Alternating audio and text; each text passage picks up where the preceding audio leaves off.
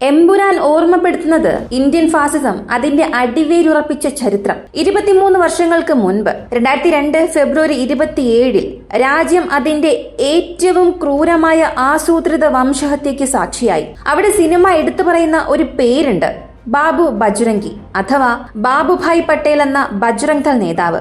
ആരാണ് ഈ ബാബു ബജ്രംഗി? 35 കുട്ടികളെ അടക്കം 97 മുസ്ലിങ്ങളെ കൊന്നു തള്ളിയ നരോധ്യ പാട്യ കൂട്ടക്കൊലയുടെ മുഖ്യ ആസൂത്രകൻ. മുസ്ലിങ്ങളെ കൊല്ലുന്നതിലും കത്തിക്കുന്നതിലും ഞാൻ സന്തോഷിക്കുന്നു, കാരണം അവർ ദഹിക്കപ്പെടാൻ ആഗ്രഹിക്കുന്നില്ല. ഇതിനുവേണ്ടി എന്നെ തൂക്കിലേറ്റാൽ പോലും എനിക്ക് സന്തോഷമേയുള്ളൂ. തൂക്കിലേറ്റുന്നതിന് മുൻപ് 2 ദിവസം ഇളവ് തന്നാൽ ഇനിയും ഒരു 6-7 ലക്ഷം മുസ്ലിങ്ങളെ കൊന്നു തള്ളാൻ ഞാൻ തയ്യാറാണ് എന്ന് മതനിരപേക്ഷ ഇന്ത്യയിൽ നിന്ന് വിളിച്ചു പറഞ്ഞ ബാബു ബജ്രംഗി. ഗോദ്രയിൽ നിർത്തിയിട്ട് സബർമതി എക്സ്പ്രസ് മുസ്ലിങ്ങൾ തീയിട്ടു എന്ന യാതൊരു തെളിവുമില്ലാത്ത ആരോപണത്തിൽ നിന്നായിരുന്നു എല്ലാത്തിന്റെയും തുടക്കം. പിന്നീട് അത് ഇന്ത്യൻ ഫാസിസം, ഇന്ത്യൻ മതനിരപേക്ഷതയ്ക്ക് നേരെ അഴിച്ചുവിട്ട ആക്രമണത്തിന്റെ നേർക്കാഴ്ചയായി. തന്റെ തന്നെ അസ്തിത്വത്തെ കൃത്രിമമായ വാദങ്ങൾ ഉന്നയിച്ച് വാദിച്ചുറപ്പിക്കേണ്ടത് ഇന്ന് ഇന്ത്യ ഭരിക്കുന്ന ഭരണാധികാരികളുടെ ആവശ്യമാണ്. കാരണം അന്നത്തെ ആസൂത്രിത വംശഹത്യയാണ് ഇന്നത്തെ ഭരണകൂടത്തിന്റെ ഇന്ത്യയിലെ അടിത്തറ. തെഹൽക സിറിംഗ് ഓപ്പറേഷനിൽ കലാപശേഷം അറസ്റ്റ് ചെയ്യപ്പെട്ട ബാബു ബജ്രംഗി പിന്നീട് വെളിപ്പെടുത്തിയത്